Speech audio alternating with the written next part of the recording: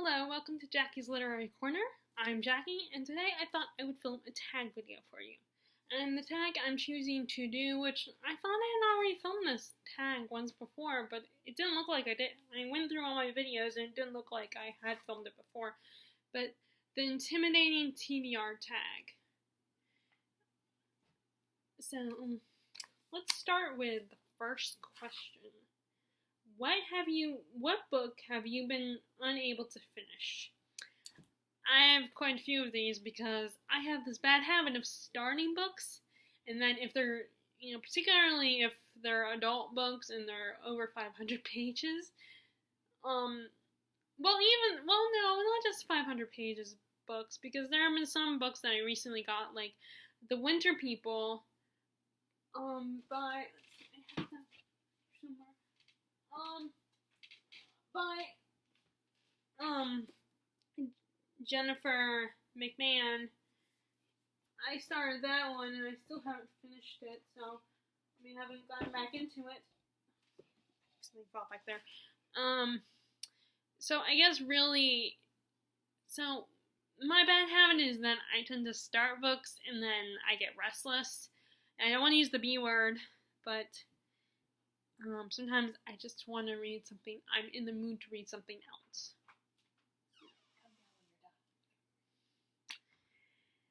So, I have quite a few of these. I only have three. That is what a few is. So the first one is actually, it's funnily enough, it's one that I've read before, but it just takes me so long to read this book. And this book is over 1,000 pages. And it's just almost easier to watch the movie or the miniseries than take the time to read the book. But I feel bad because I started a Goodreads group and for reading of this book and other big books, but it fell through. And I felt really bad because there are some people who joined. And that is It by Stephen King. I decided to read it for a second time when the movie was coming out. But this book, come on, look at this sucker. There's no way I can, maybe there are some people that can, but I can't. And that's how it is with, certain books. There's just certain books that I need to take my time, and I need to take a break every so often. Unfortunately, I take way too many breaks. And I didn't even stop. I'm in the middle of a page. I don't think I even have stopped at an actual break. Like a break in the scene or something. I don't even remember, I don't remember what happened. But yeah, and then I also have here Clash of Kings, and this is another book that I'm reading this for the second time, because I feel like there's stuff that happened in the books that I don't remember. I tried to do a buddy read, thinking a buddy read would help, but my reading still fell through, and I felt really bad. But the other girl also got sidetracked by, Sarah J. Maas's latest book, A Court of Frost and Starlight, and, other popular books that just came out, so at least I'm not the only one. So we just both realized that this is gonna take quite a long time to read this. But, and then I also have East of Eden I also pulled out East of Eden by Steinbeck. Steinbeck is an author that I've been wanting to read for a little while now. We had read Of Mice and Men in my middle school English class, and at the time I was kind of bored of it. It didn't interest me. But now that I'm older, I feel like I can appreciate Steinbeck more. And I want to read this one, and I want to read Grapes of Wrath, and then all of his short novels, because I actually do have a collection of those. And I keep hearing how great this is, and how it's a retelling of Adam and Eve and Cain and Abel's story, and you don't see a lot of those. You don't see a lot of retellings of biblical stories. So those are the three, but those are not the only ones that I have yet to read. Okay, question number 2 is one I don't have an answer for. What book have you not read because you haven't had the time? I mean, although my life has gotten a little bit busier because I finally have a permanent job, but I always am able to make time, and I'm only a part-timer, so I don't work every day. Although I work tomorrow though. But so it's not that I don't have. So I've never come across that I have never come across a book that I don't have time for. I always make time. Okay, so question number 3: what book have you yet to read because it's a sequel? Okay, well, my first answer for this was Stephanie Garber's Legendary, but I don't have that book with me. But I did buy the paperback edition of Caraval because I love Caraval, and I'm probably one of the few people who's a fan of Scarlet. But I cannot wait to read Legendary, but I haven't bought it yet, so. I debate myself, when a book first comes out, I always debate if I'm going to buy it right away or not, because books always come out a lot of books come out in hardback first.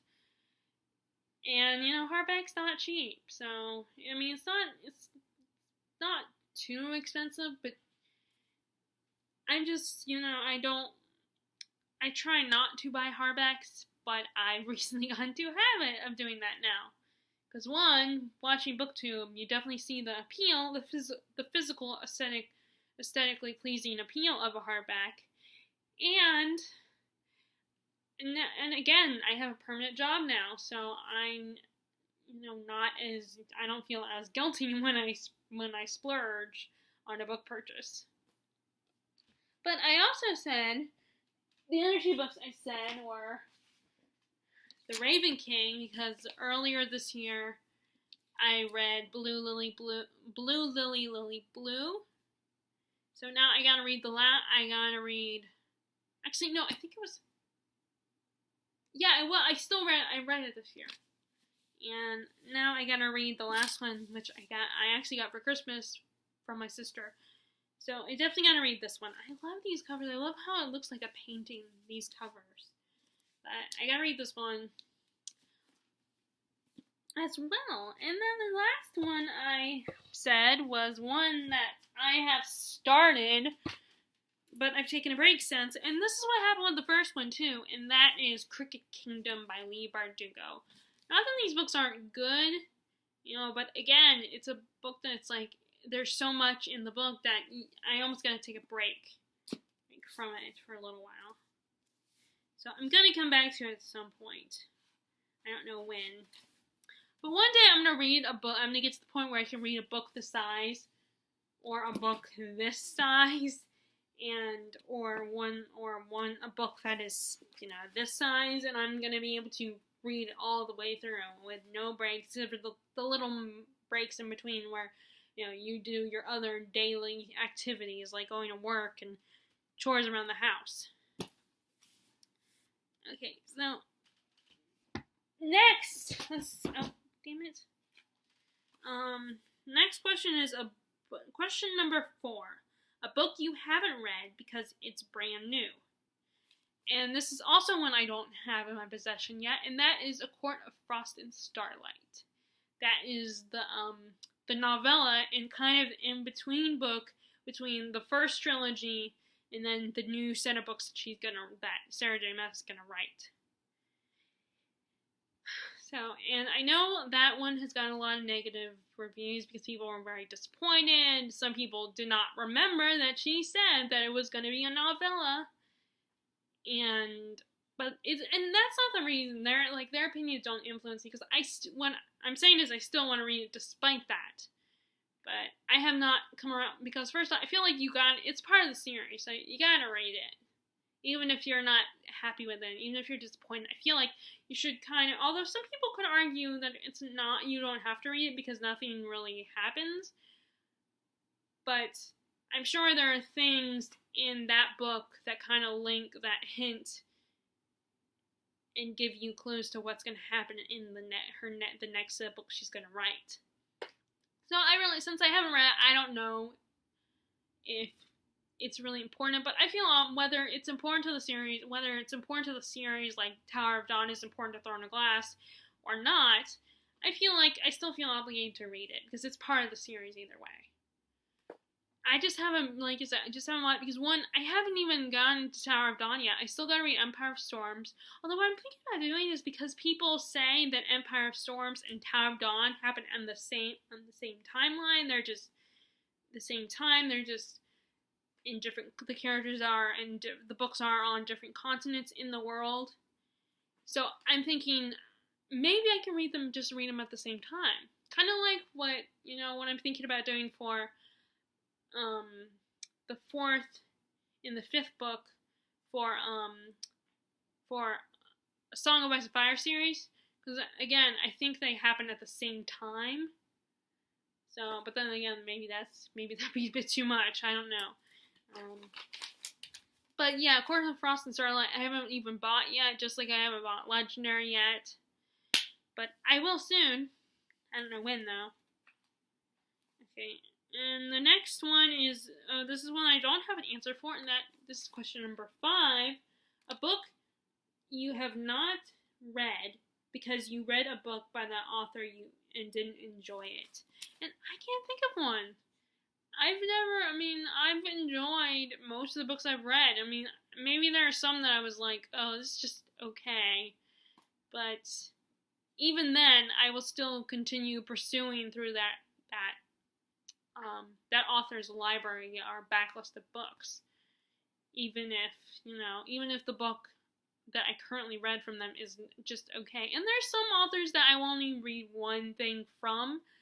Like the only interest I have J.K. Rowling, and I'm sure her books that she writes under the name of Robert Galbraith, are great, but I just have as of right now, I have no interest in a detective series right now. So, and I'm trying to think of other, there's some Stephen King even though I say that Stephen King is an author, he's more like just a favorite author, but not necessarily an author, because there are some of his books that the premise doesn't interest me. Like, there's one called The Cell, that I don't know if I'm interested in that one. Cujo, I don't know, because I don't want to think of my own dogs as eating people. But, I don't know. That one I might read, though. So, but either way, I really have no answer for question number 5. So, question number 6. What book have you yet to read because you're just not in the mood? Where did I put those books at? Okay, there they are.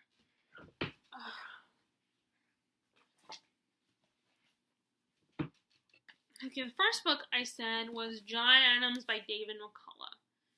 I'm slowly getting more into nonfiction. So far I've only read memoirs I've read of my own accord, because you read nonfiction in school all the time. But so far, yeah, I've only read like a couple memoirs. I did start reading this back in 2015 or 16, like right before we moved here, like the summer before we moved, I think. I started this, and this is actually my brother-in-law's book, and even though he says, oh, it's okay, don't worry about it, I still feel like I need to get it back to him soon. The problem is, again, like, even though people have said that David McCullough is an accessible writer, I still, I kind of have to be in the mood for reading about history that's not fictionalized, like, is not historical fiction. And this is a biography, it's not a memoir, so it's a lot more to read, and could potentially be dry, in my opinion. Too bad there will never be a memoir of John Adams. I don't know if, because the dude was a lawyer, he wasn't, he could write though, obviously. Okay. And then the next one I said was Wizard and Glass, the 4th book. And as you can see, this is another one of the many books that I started and took a really long break from. So I don't know, this one, with Stephen King, as much as I love Stephen King, and like I said, he's one of my favorites, sometimes I do have to be in a certain mood to read his books. So this is another one I gotta be in the mood. I'm not in the mood for. Okay, so next question. Question number 7. What book have you yet to read because it's humongous? And this is a book I got when we moved here from Art Used Bookstore. And that is Fall of Giants. Now, part of me, when I first got this, I was thinking, ooh, big print. That should help. And it does a little bit, but I don't know if you can tell. Like, this is like regular print, as in not the minuscule print that's in mass market paperbacks. Because I get it. That is annoying, and they're so small. But the reason I still buy mass market paperback is I buy whatever's available of the book. In mass market is cheaper and smaller, so I can take it with me. You know, when it's not as heavy when I put it in my purse. So, and I can even take more than one book if I wanted to. See, that's a big sucker. It's huge. It's not, I mean, I don't know if it's as many pages as, let's see my pages, as many pages as it is. That one's over 1,000. How many pages is this one? Yeah, so it's not as, it is still bigger than this one. This is 985 pages. So, but I'm hoping, I think I might read it for Tome Topple, because we finally got news on Tome Topple round 6. So, I might read this for Tome Topple. I do not know, but it might happen. I might at least start it, but I also gonna read, I'm gonna also, Mistborn as well. I'm gonna include that. I'm gonna probably do what I always do, which is pick a whole bunch of books to read for Tome Topple, and I'm only gonna finish, like, none of them. I'm gonna finish none of them. I'll like maybe make a dent in a lot of them, but I'll. Okay, so question number 8. Oh, another one I don't have an answer for. What book have you yet to read because it was a cover buy that turned out to have poor reviews? Okay, believe it or not, I don't buy books because of covers. I mean, if you do because you like aesthetically pleasing covers, then that's great. Good for you. You know, and I'm not trying to sound all condescending or anything. I mean, like, it's good. If you like, I mean, I definitely see the appeal of beautiful covers, and yes, you're right. I would be lying if I said that there's a small part of me that notices covers. Because it's just like when you're choosing someone to date, the first thing you notice is how they physically look. I mean, your eyes are the first, what they physically look like is the first thing you see. I mean, yeah, people are all like, oh, it's what's inside that counts, and beauty is skin deep, blah, blah, blah. And yes, that is true, but people have things that physical-wise they are attracted to. So unless you are literally, like, blind, like, you can't see at all, the first thing you're going to notice is the physical appearance of a person. And yeah, so yes, it is the same thing with a book. The first thing readers notice is the physical appearance of a book. But at the end of the day, I do look, when I see a book, I pick it up off the shelf and read the back. Or I usually know what I'm going to buy when I go into the bookstore. With the exception of the used bookstore. I go actually by titles, not by covers, because the spine is facing you in that store, so I don't see the cover, but then I pick it up and read the back and look at the cover. So, but I feel like I go by title and not necessarily by cover. I title buy books, but so yeah, I honestly don't have a book, and I don't even look at reviews until after the fact, or like I'm debating. The only time I'll look at reviews before I read a book is if I am debating about keeping going with the book, like, or getting rid of the book, like donating it to the bookstore. So yeah, that's really the only time I look at reviews. Okay, the last question is number 9. What is the most intimidating book on your TBR pile? Okay, well, technically that's not the last question. The last question is actually, who do you tag, but I don't really tag anyone because I don't, But if you guys, by the way, if you guys are interested in doing this tag, it is a fun tag to do, to see, go through your shelves and see what books you've, neglected. Because they're intimidating. So actually it's more like, it's a guilt trip. A huge guilt trip.